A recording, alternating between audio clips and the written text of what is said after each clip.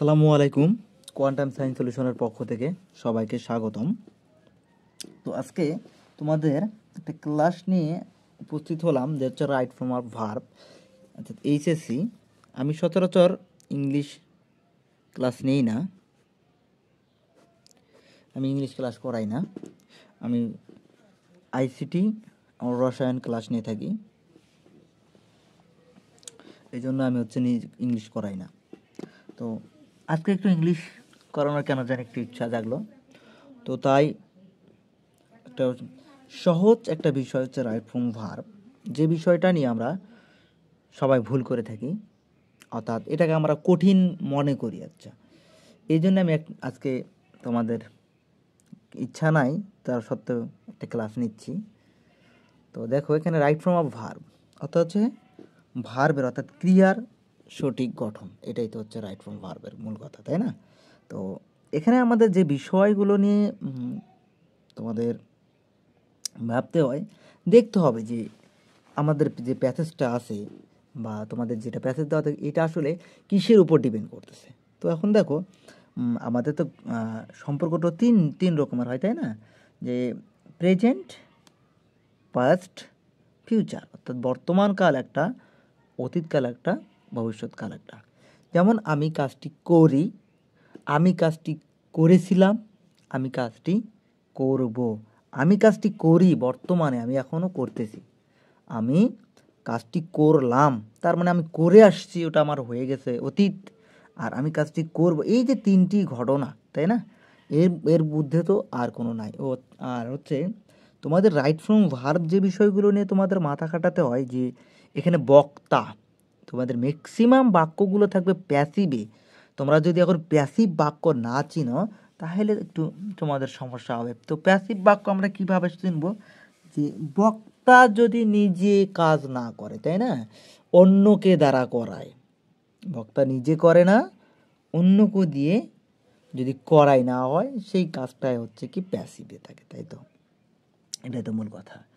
আর যদি বক্তা নিজে উপস্থিত থাকে সেক্ষেত্রে তো প্যাসিভ হয় না। তো প্যাসিভের হচ্ছে মূল শর্ত একটা কি থাকবে, যে আমরা প্যাসিভের সব শুনে আসছি যে অবজেক্টকে সাবজেক্ট করা হয় এবং টেন্স অনুযায়ী সাহায্যকারী ভার্ব, তারপরে মূল যে ভার্বটা থাকে তার কি হয়, থার্ড পারসন ভিতরি করতে হয়, ফার্স্ট পার্টিসিপল ফর্ম করতে হয়, তাই না? তো বেশি কথা না বাড়াই, আমি তোমাদের আজকে শেখানোর চেষ্টা করি, দেখি কতটুকু তোমরা বুঝতে পারো আর কি। যেহেতু আমি রাইট ফর্ম ভার্ব অর্থাৎ ইংলিশ ক্লাস নেই না, তারপরেও আজকে একটু নেওয়ার চেষ্টা করছি, দেখি কতটুকু পারি। হয়তো ভুল ত্রুটি মার্জনীয়, যেহেতু আমি একটা ক্লাস নেই না, তারপরে একটু চেষ্টায় থাকি। দেখো, ডিফরেস্টেশন আমাদের পড়াটা। তো ডিফরেস্টেশন হচ্ছে বৃক্ষ নিধন। আমরা বর্তমানে মনে হয় বৃক্ষ নিধন করি না, তাই না? তো আমরা কিন্তু এখনও বৃক্ষ নিধন করি। তো এই কাজটা কি আমাদের বর্তমান, তাই না? তো ডিফরেস্টেশন যদি বৃক্ষ নিধন আমরা এখন করি, তার মানে অবশ্যই এইটা হচ্ছে আমাদের বর্তমান কালের কোনো একটা ঘটনা। তো এটা দিনাজপুর বোর্ডে আসছিল 2023 সালে। তো ডিফরেস্টেশন, বৃক্ষ নিধন, এটা তো একটা গুরুত্বপূর্ণ প্যারাগ্রাফ হিসাবেও আসে।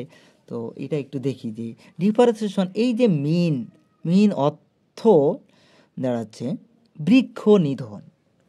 বৃক্ষ নিধন, cutting down trees at a random, তার মানে অতিরিক্ত গাছ কাটা, তাই না? অ্যাট এ র্যান্ডম, ব্যাপক হারে গাছ কাটা, বৃক্ষ নিধন করা।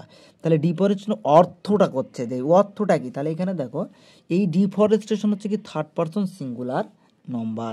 তাহলে আমাদের এ নম্বরে যে অ্যান্সারটা এখানে হবে, তাহলে শুধু আমাদের কী করতে হবে, ডিফরেস্টেশন মিনস, এটা সবাই পারবে, কারণ তোমরা প্যারাগ্রাফ এতবার পড়ছো, এটা যে প্যারাগ্রাফ পড়ে পড়ে এই প্যারাগ্রাফের জীবন খায় ফেলছো, যে deforestation means cutting down trees. এই প্যারাগ্রাফ তোমরা প্রথমে এটা লিখছো, এমন পড়ছো, এই জন্য এটা নিয়ে কথা বললাম না।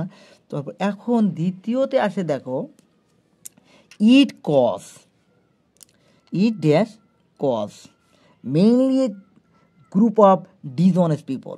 এটা কারণটা কি? Mainly dishonest person. তো এই যে ইট, দেখো, তো আমি বি নম্বর অ্যান্সারটা করতেছি না, তো আমি তোমাদের আগে বুঝাই। যে দেখো, বি নম্বর অ্যান্সারটা করার আগে, এই ইট, ইট কি? বস্তু, তাই না? ইট হচ্ছে বস্তু। তো বস্তুর কি ক্ষমতা আছে নিজে কাজ করা? এ কি কাজ করতে পারবে? বস্তু কাজ করতে পারে একা একাই? বস্তু একাই কাজ করতে পারে না, করতে পারে না। তো এই যে কাজ করতে পারে না, দেখো তো তোমরা প্রাইভেট কিন্তু সবাই পড়ো, তোমার বাবারা কি পড়ে? তোমার বাবারা কি দেয়? টাকা দেয়, তাই না? তো তোমার বাবারা টাকা দেয় আর তোমরা যা কি করো, পড়ো, এই তো। তাহলে তোমার বাবা পড়লো না, তার মানে তোমার বাবা তোমার দ্বারাই কাজটি করে নিচ্ছে। তাহলে কে এখানে প্যাসিভ? কে? তুমি এখানে কাজ করতেছো, আর তোমার বাবা কিন্তু বসে আছে। তাহলে তোমার বাবা কাজটা করলো না, কাউকেই দ্বারা করে নিল, তোমার দ্বারাই করে নিতে। তাহলে তুমি এখানে কি? প্যাসিভ। তো এই বস্তু নিজে কাজ করতে পারে না। তো বস্তু যদি নিজে কাজ করতে না পারে, সে কি অ্যাক্টিভ না প্যাসিভ? তাহলে এটা তোমার প্যাসিভ। এইটা, এই লাইনটা তোমার প্যাসিভ।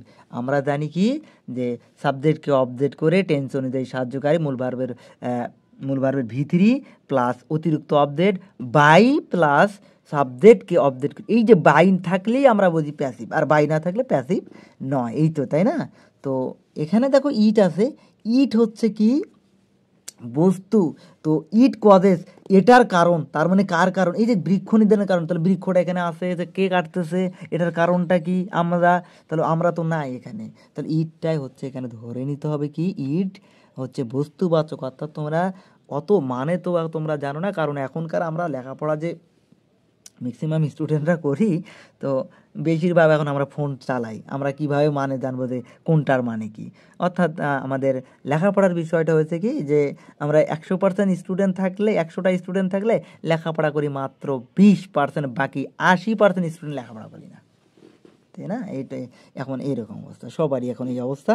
তো ওগুলা কথা না বলি, যে 20% যারা আছে তারা তো ওই যে ভালো করে লেখাপড়া করবে, আর তারা 80% বিভিন্ন আন্দোলন করবে, আমরা পরীক্ষা দিব না, দিব না, সাবজেক্ট কমাও, সিলেবাস কমাও, করো সে করো, আগের ম্যাপিং, এই যে এরা কিন্তু এরকম করে ঘুরে বেড়াবে, কারণ এরা তো পড়বে না, এরা তো হচ্ছে পড়াশোর। তো দেখো, তারা যারা জানি না আমাদের, তাদের জন্য আমি বলতেছি যে ইটটা হচ্ছে এখানে কি, যে আমি মানে জানি না, আমাকে করতে হবে। ইট হচ্ছে বস্তু, তাহলে বস্তু নিজে কাজ করতে পারে না। যখনই বস্তু আসবে, তাহলে তুমি জেনে নাও যে বস্তু নিজে কাজ করতে পারে না, তার মানে এটা হচ্ছে প্যাসিভে আছে। তাহলে যদি প্যাসিভে থাকে, তো এখন আরেকটা কথা, এই যে বাক্যটা পড়লাম, বর্তমান না, প্রেজেন্ট না, প্রেজেন্ট ইনডিফিনিট বা প্রেজেন্ট টেন্সের মধ্যে আছে, কারণ ডিফরেস্টেশন এখনও বৃক্ষ নিধন করা হয়ে থাকে। তো বি নম্বরের অ্যান্সারটা সেই হিসাবে দেখো, যেহেতু বস্তু কাজ করতে পারে না, তাহলে বীর যে কাজটা, এরা হচ্ছে কি? প্যাসিভ। কি? প্যাসিভ। তাহলে প্যাসিভের জন্য কি নিয়ে আসতে হবে? টেন্স অনুযায়ী সাহায্যকারী ভার্ব। ইট হচ্ছে থার্ড পারসন সিঙ্গুলার নাম্বার, তাহলে কি হবে? ইজ আসবে। It third person, it is cost. তো দেখো একটা কথা বলি, যে যার শেষে ই থাকবে তার সাথে একটা ডি লাগিয়ে দিলেই কি হয়ে যায়? ইডি হলে ভি3 হয়ে যায়। তোমরা এটা মাথায় রাখো যে 80% ওয়ার্ডের পরে ইডি যুক্ত করলে সেটা হয়ে যায় কি? ভার্বের ভি3 হয়ে যায়। তাহলে it cost A dishonest people. তারপর দেখো তো, দে কাট টিরিস। দেখো, দে কাট টিরিস, তারা কাটে। কারা কাটে? তারা কাটে, তার মানে আমরা কাটি, বৃক্ষগুলোকে কি করি? কাটি। তো এখানে একটা ভার্ব আছে না? দেখো এখানেও একটা ভার্ব, এখানে যেটা ভার্ব বসবে ওটাও কি? ভার্ব। দেখো দুইটা ভার্ব আছে না? তো দুইটা ভার্ব থাকলে কি করবা? ওই ভার্বের সামনে একটা ছোট্ট করে প্রিপোজিশন যুক্ত করে দেবে। কি প্রিপোজিশন? এই যে একটা টু বসাই দেবে, ঠিক আছে? যে এখানেও একটা ভার্ব আছে, আবার আর একটা ভার্ব, তাহলে আমি একটা টু বসিয়ে দিয়ে, টু এর পরে ভার্বের পরিবর্তন হয় না। কি বলবো? যে টু এর পরে, টু এর পরে ভার্বের পরিবর্তন হয় না।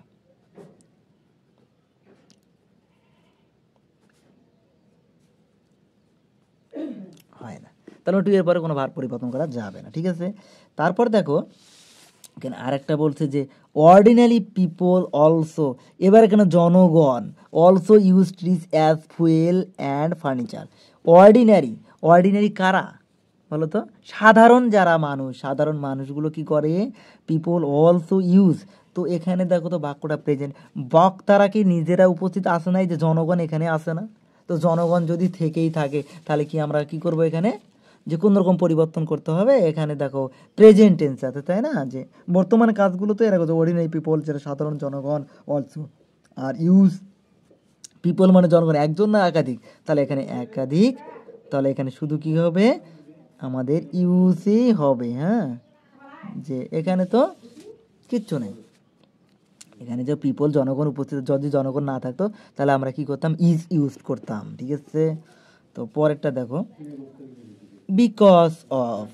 একটা জিনিস মাথায় রাখবে, এই যে অফ প্রিপোজিশন, প্রিপোজিশনের পরে ভার্বের আইএনজি হয়। প্রিপোজিশনের পরে কি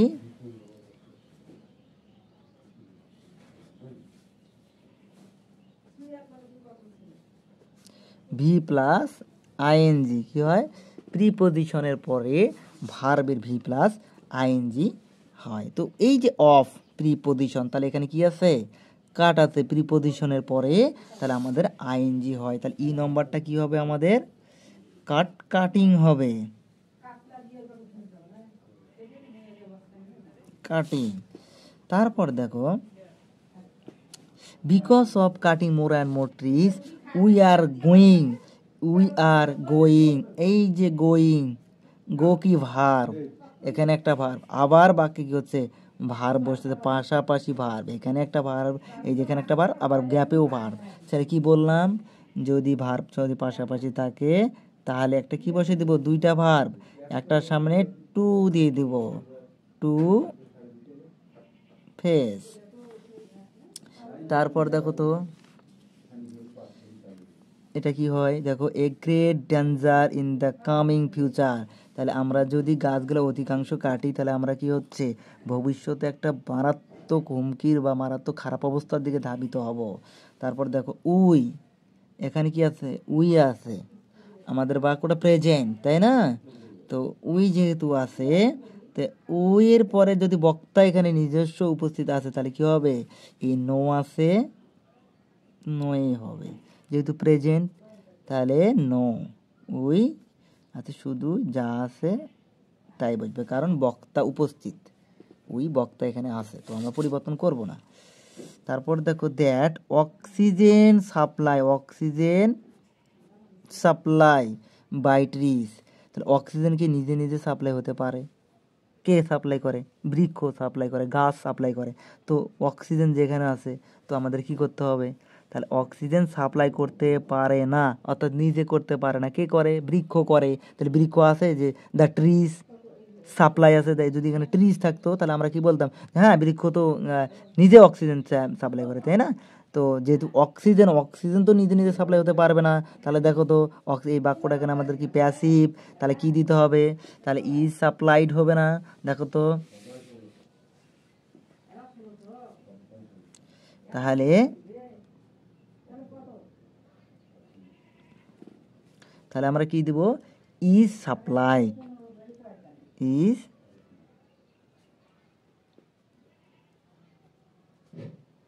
LIED। তাহলে দেখো যে অক্সিজেন এখানে সাপ্লাই করতে পারবে না, ওর ক্ষমতা নাই। তো বুঝতেই পারতেছো তাহলে এখানে কি হবে, যে এখানে প্যাসিভ আছে, তাহলে প্যাসিভ হলে টেন্সের সাহায্যকারী ভার্ব, তার সাথে কি করতে হবে, ইডি করতে হবে। আরেকটা দেখতে বাই আছে, তাহলে বাই দ্বারা তোমরা প্যাসিভ তো পড়ে আসছো সারা জীবন। তারপরে দেখো এই যে দেখো পরে এখানে উইথআউট, উইথআউটটা কি প্রিপোজিশন, উইথআউট প্রিপোজিশন। তাহলে প্রিপোজিশনের পরে ভার্বের কি হয়, আইএনজি হয়। তাহলে উইথআউট প্রিপোজিশন তো বলবা যে প্রিপোজিশন চিনি না, কারণ তোমরা তো এই যে 80%-এর ভিতর পড়ে গেছো, তোমরা তো 20%-এর মধ্যে না, কারণ তোমরা তো পড়ো না। তো উইথআউট এটাও একটা প্রিপোজিশন, তো প্রিপোজিশন পরে ভার্বের আইএনজি হয়। তাহলে টেকের কি হবে, টেকিং।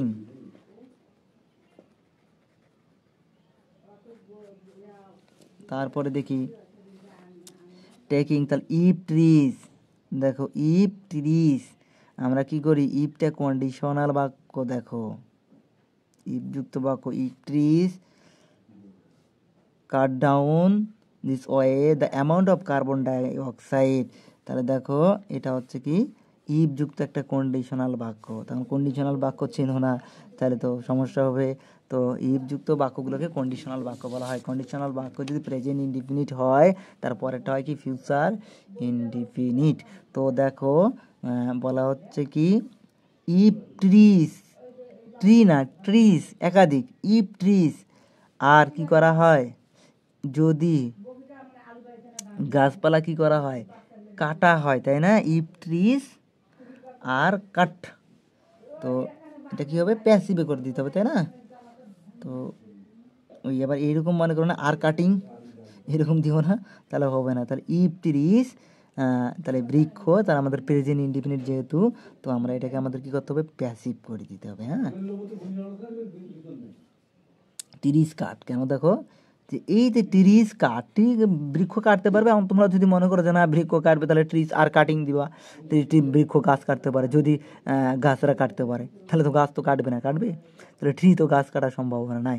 তাহলে ইফ ট্রিজ, ট্রিজ তাহলে কী হবে, একটা না অনেকগুলো, অনেকগুলো, তাহলে আর কাট, তাহলে কাট হয়ে গেল। বুঝতে তো পারতেছো না কিছু, আমি বুঝতেছি না তোমাদের। আচ্ছা, তারপরে বুঝাই আর কথা, ট্রি বৃক্ষ কাঠ, বৃক্ষ তো কাটতে পারে না, যেহেতু কাটতে পারে না, তাহলে এটাকে আমাদের কি ধরবো, প্যাসিভ। তো ইফযুক্ত বাক্যটা যদি এইদিকে যদি প্রেজেন্ট হয়, তাহলে এই দিকেরটা কি হয়, ফিউচার হয়। দেখো তো এখানে, এই যে এখানে ফুল স্টপ, ইফযুক্ত বাক্য শুরু হচ্ছে, তাহলে কে নম্বর কি হবে, প্রেজেন্ট ইনডিফিনিট হলো, এইদিকে পাস্ট ইনডিফিনিট হয়, ফিউচার ইন দ্য পাস্ট হয়, তাহলে উইল ইনক্রিজ শুধু হবে কি, উইল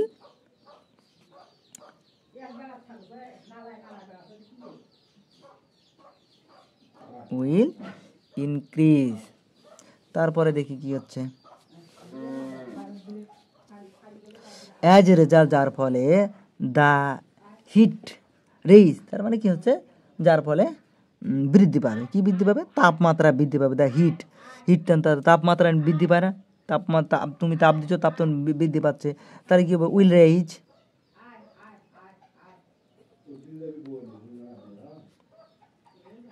উইল রেইজ।